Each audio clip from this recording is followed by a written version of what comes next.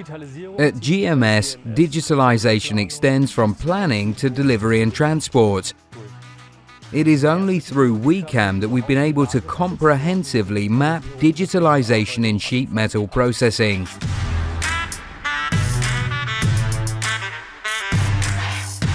It starts with digital planning in 2D or 3D or with the import of digital customer drawings. We transfer these into the WiCAM software.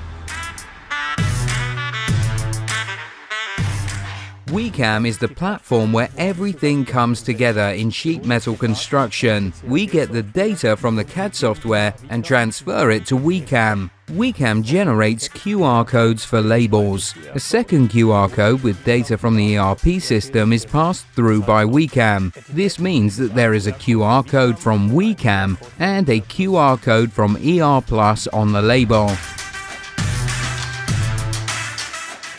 We are here in production, where labels are applied fully automatically with our Label Master. At the following processes, we can automatically load programs by scanning the QR code. This reduces our setup times and significantly increases our process reliability.